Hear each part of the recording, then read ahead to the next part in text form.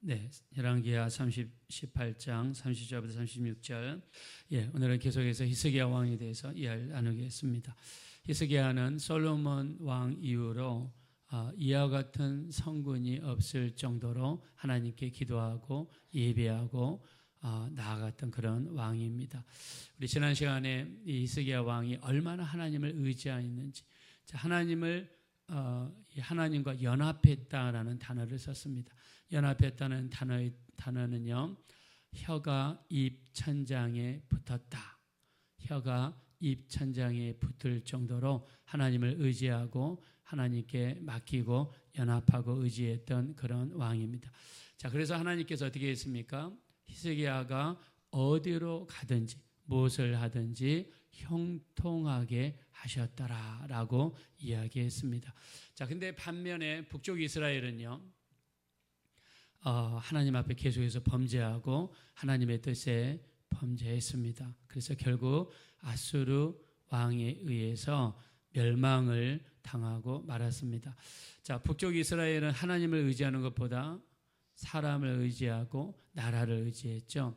때로는 아수르를, 때로는 남쪽의 애굽을, 그들의 어떤 이익에 따라서 어떨 때는 저 동쪽에 있는 아수르 제국을 의지하고 어떨 때는 남쪽에 있는 애굽 나라를 의지하고 이렇게 양다리를 걸치다가 북쪽 이스라엘이 완전히 멸망해 버리고 말았습니다. 자, 근데 이 소문이 들리기 시작하니까 많은 사람들이 두려워하기 시작해요. 아수르라는 나라가 얼마나 크길래, 또 그들은 굉장히 잔인했습니다. 이 북쪽 이스라엘을 점령하고 수많은 사람들을 끌고 아수르로 데리고 왔어요. 그리고 군인들이 사마리아에 정착했습니다. 그러면서 북쪽 이스라엘의 수많은 여자들과 호녀라들이 태어나기 시작했어요. 그래서 북이스라엘은 호녀라들이 많아졌습니다. 그래서 남쪽 예루살렘에 살고 있던 유대인들은요, 북쪽 이스라엘 또 사마리아에 있는 사람들을 더럽게 지저분하게 생각했습니다. 자, 그래서 예수님 시절에 예수님께서 예루살렘에서 갈릴리 지방으로 이렇게 가실 때 대부분의 사람들은요, 이렇게 디귿자 모양으로 이렇게 갔습니다.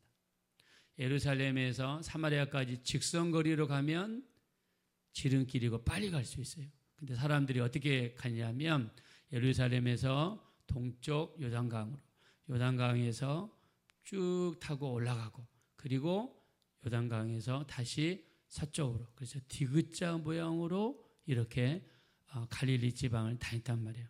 자, 왜 그러느냐? 사마리아는 아수리의 피가 섞여 있고 이방인의 피가 섞여 있고, 그래서 북쪽 이스라엘 사람들은 더럽고 지저분하다 생각해서 이 사람들이 이렇게 돌아갔던 것이죠. 자, 근데 예수님은 이 사마리아에 있는 수가성 여인을 만나기 위해서 직접 지름길로 가셔서 이 여자를 만났습니다. 자, 아수르라는 나라는 북쪽 이스라엘을 점령한 다음에 군인들이 거기에 정착하고 거기에 있는 여자들과 이렇게 가정을 이루고, 그러면서 사마리아가 이렇게 혼혈이 되는 이런 역사들이 일어났습니다. 자, 이 남쪽 유다에 있는 백성들은요, 북이스라엘이 무너지는 것을 보고 두려움에 휩싸이기 시작합니다. 왜냐하면 동쪽에 있는 아수르 제국은 막대한 나라였어요. 큰 나라였어요.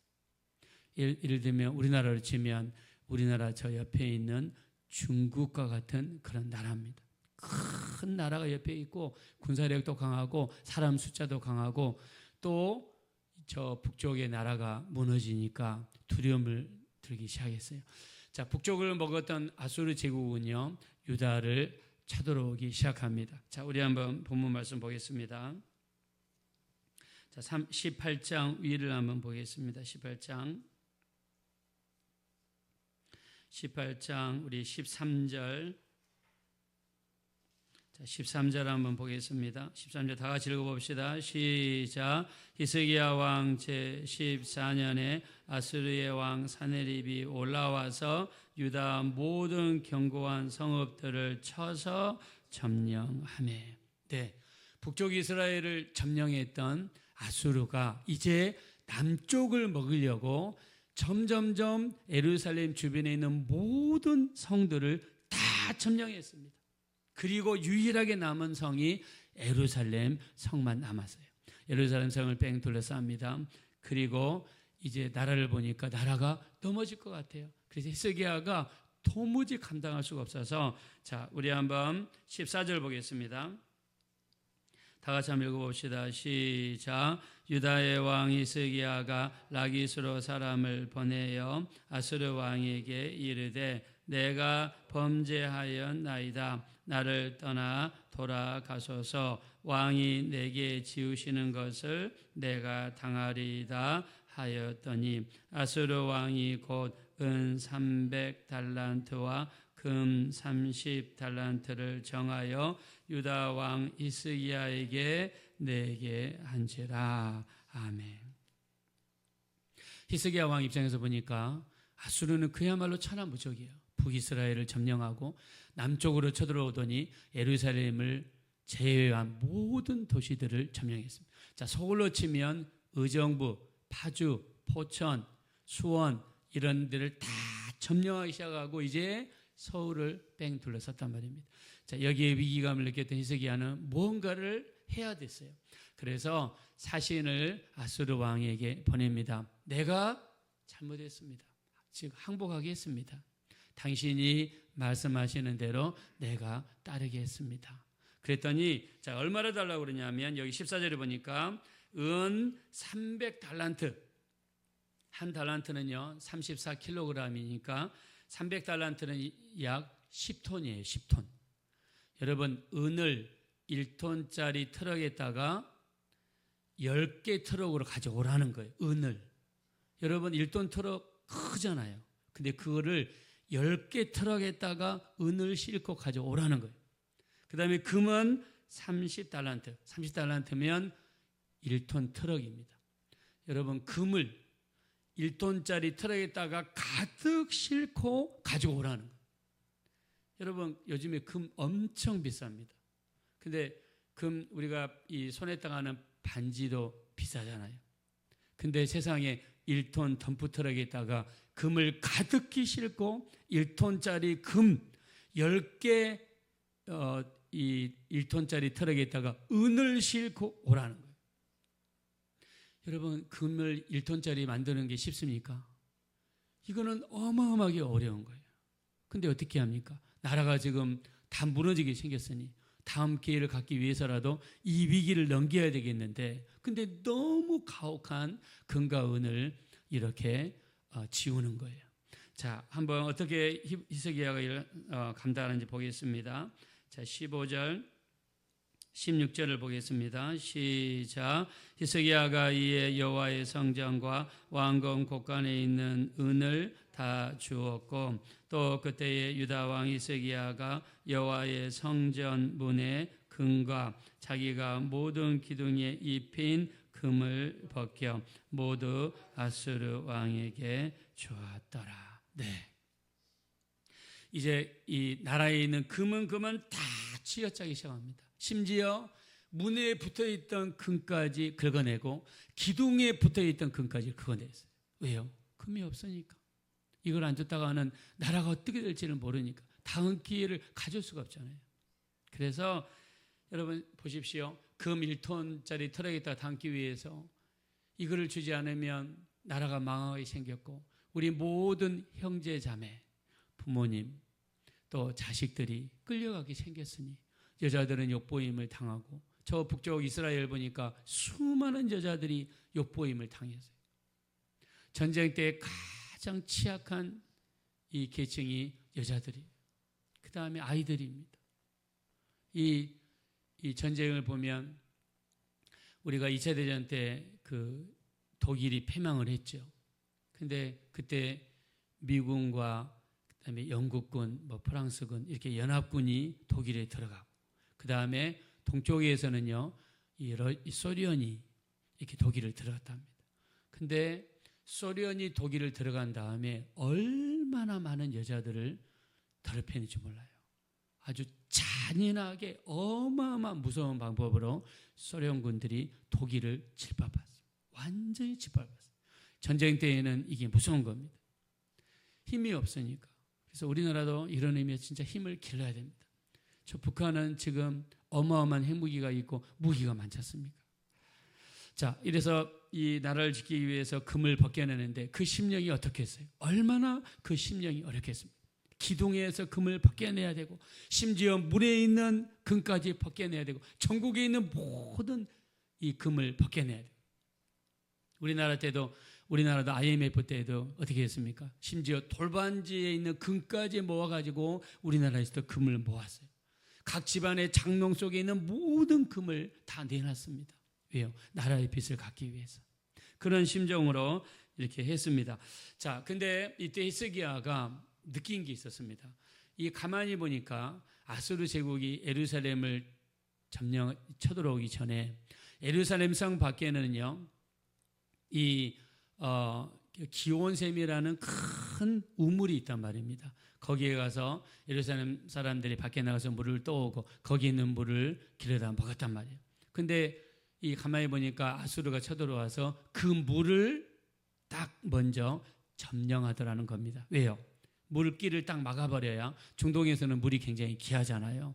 그래서 가만히 보니까 기온샘을 딱 점령한 것을 보고 이 전쟁이 끝난 다음에 히스기야 왕이 가장 먼저 한 게 뭐냐면 기온샘을 위에서 막아버립니다.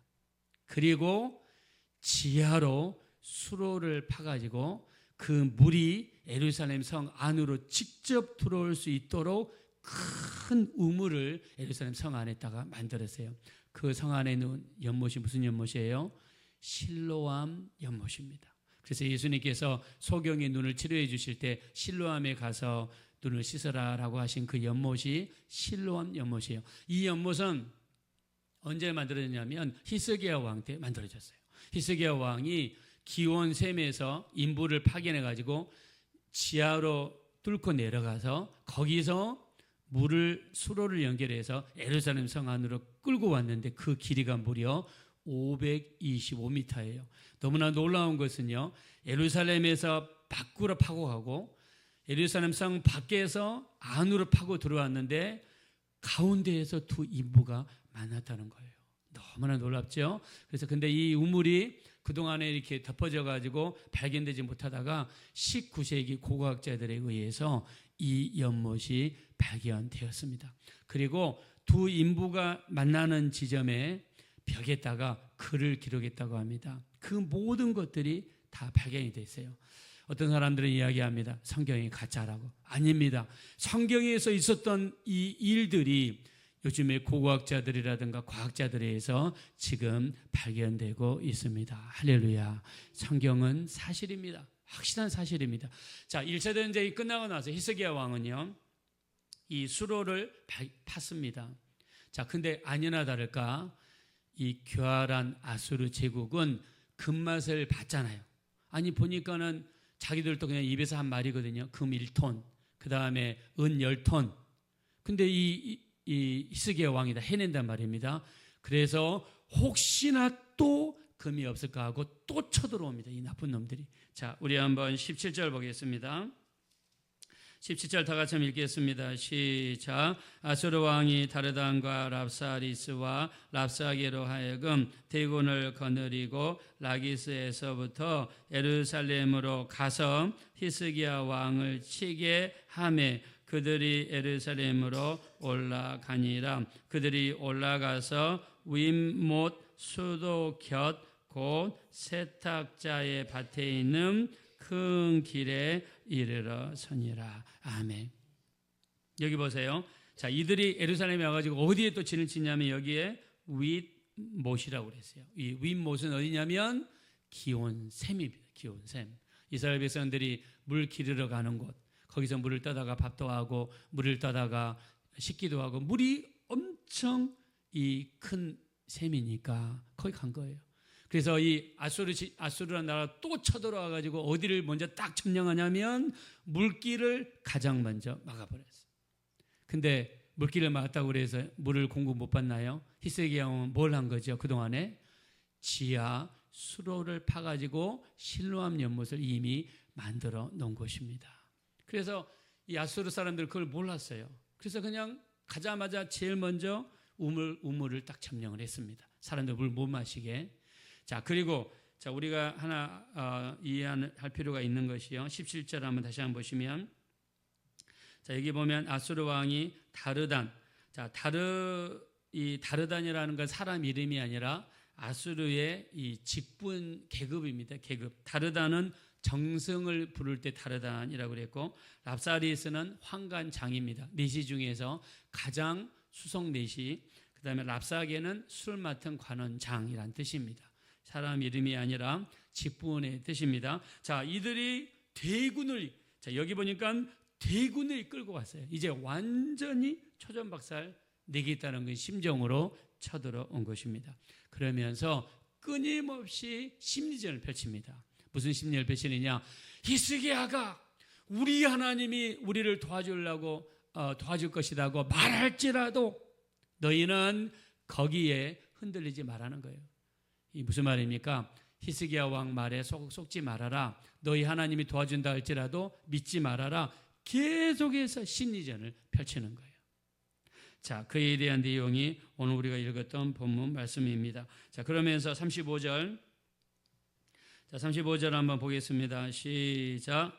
민족의 모든 신들 중에 누가 그의 땅을 내 손에서 건졌기에 여호와가 예루살렘을 내 손에서 건지겠느냐 하셨느니라. 자, 이 아수르 이 랍사게라고 이 직분을 가진 이 사람이 뭐라고 하느냐? 하나님이 너희를 우리 손에 건져낼 것 같냐? 그러면서 계속해서 말을 걸고 심리전을 펼치고 백성들의 마음을 흔들었습니다. 그때 히스기야가 엄명을 내렸습니다. 어떤 말을 할지라도 말을 섞지 말라는 거예요. 사람이 싸움이 언제 일어나죠? 말을 대꾸할 때 일어나거든요.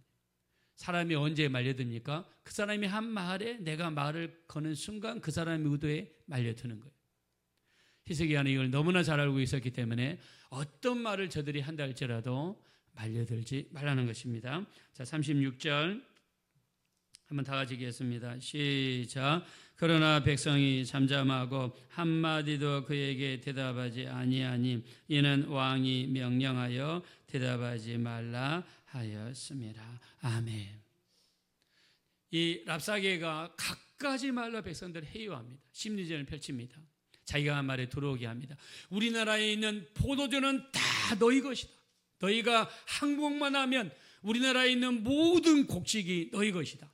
항복만 하면 우리나라에 있는 모든 떡이 너희 것이다. 너희에게 좋은 땅과 좋은 곡식을 주겠다. 그러면 백성 중에서 정말입니까? 정말 그렇게 곡식이 많습니까? 그게 어디가 있죠? 그러면 우리가 얼마나 주겠습니까? 말하는 순간에 적들의 심리전에 빨려드는 거예요. 여기는 중요한 영적인 교훈이 있어요. 아담과 하와를 보십시오. 마귀가 나타나서 이것을 먹어라. 먹어도 죽지 않는다. 이것을 먹으면 눈이 밝아질 것이다. 너희가 하나님처럼 될 것이다. 아담과 하와가 끝까지 정하고 말 섞지 아니하고 침묵으로 일관했더라면 아마 거기에 안 넘어갔을 거예요. 근데 마귀의 말에 대꾸하기 시작합니다. 거기에 말려들기 시작합니다. 말려드는 순간에 보암직, 먹음직, 지혜롭게 할 만큼 탐스러운 나무처럼 보이기 시작합니다. 거기에 말려들고 말았어요.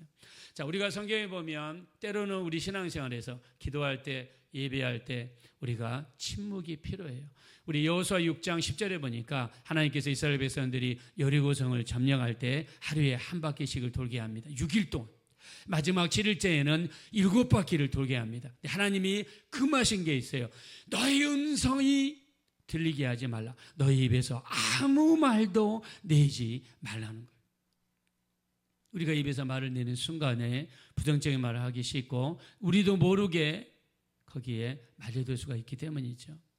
누가복음 1장 20절에도 하나님께서 가브리엘 천사를 보내시고 너에게 아들이 있을 것이라고 사가랴에게 세례 요한의 아버지, 침례 요한의 아버지에게 이렇게 아들이 있을 거라는 기쁜 소식을 전했습니다. 세례 요한이 태어난다는 거죠. 그때 사가랴는 믿지 않았어요. 그때 성경이 이렇게 이야기합니다. 네가 말 못하는 자가 되어 능히 말을 하지 못하리니 이는 네가 내 말을 믿지 아니함 이거니와 때가 이르면 이 일이 이루어지는 것을 보리라 그랬습니다. 우리가 기도할 때, 예배할 때, 신앙생활할 때 절대로 해서는 안 되는 것은 부정적인 것, 지혜와 관련된 것, 우리를 무너뜨리는 것, 우리를 안 좋게 하는 것에 대해서는 어떻게 하느냐, 이런 방구도 해서는 안 되고요. 긍정적인 말, 우리 생산적인 말, 창조적인 말, 믿음의 말만 해야 될 줄로 믿습니다. 자, 여기에 대한 기록, 자시에 대한 기록은요, 역대하 32장에 나와 있어요. 32장 7절 8절에 보면 히스기야는 백성들에게 이렇게 얘기합니다. 우리와 함께한 이는 저들과 함께한 이보다 크니 저들과 함께한 이는 육신의 팔이요 우리와 함께한 이는 우리의 하나님 여호와시라. 반드시 우리를 도우시고 우리를 대신하여 싸워주시리라 라고 하면서 백성들에게 이야기했어요. 반드시 하나님은 우리를 도우실 것이다.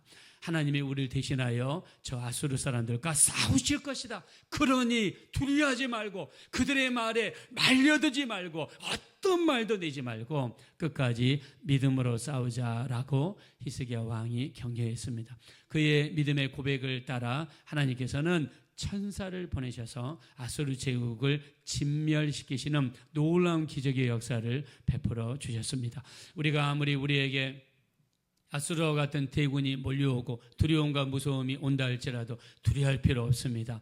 우리 주님을 의지하고 하나님이 우리 도우실 것을 믿으며 우리 입에서는 어떤 상황에서도 부정적인 이야기 하지 마시고 긍정적으로 시인하시고 나아갈 때 하나님이 우리와 함께 하시고 도우시고 놀라운 기적의 역사를 베풀어 주실 줄로 믿습니다. 이 시간 우리 기도하겠습니다. 기도하실 때 아무리 우리 앞에 대군이 있고 두려움이 몰려오고 어려움이 있다 할지라도 우리 입에서는 조금 더 부정적인 말, 우리 파괴적인 말 하지 않게 도와주시고 건설적이고 우리 또 긍정적이고 우리 믿음의 말만 고백할 수 있는 우리가 될 수 있도록, 그래서 히스기야가 두려워하지 말라, 놀라지 말라, 우리와 함께 하시는 이는 저들과 함께한 이보다 크다라고 고백했고 반드시 우리를 도우시고 우리를 대신하여 싸우시리라 라고 고백했습니다. 어떤 상황에서도 믿음으로 고백하고 믿음으로 기도하여서 우리에게 대군과 같은 두려움과 걱정이 몰려온다 할지라도 이겨내며 승리할 수 있는 우리가 되게 해달라고 합심으로 간절히 기도하겠습니다. 돌아주고 잡으라시 하나님, 진심으로 감사합니다. 우리에게 대군이 몰려오고 우리 하나님, 우리에게 어떤 어려움이 몰려오고 우리 하나님 두려움이 몰려오고 올다 할지라도 우리 두려워하지 않게 도와주시고 부정적인 말 하지 않게 도와주시고 긍정적인 말 할 수 있는 우리가 될 수 있도록 인도하여 주십시오. 우리를 도와주십시오. 우리를 불쌍히 여겨 주십시오. 성령으로 인도하시고 성령으로 도와주시며 은혜를 허락하여 주시고 불쌍히 여겨 주시옵소서.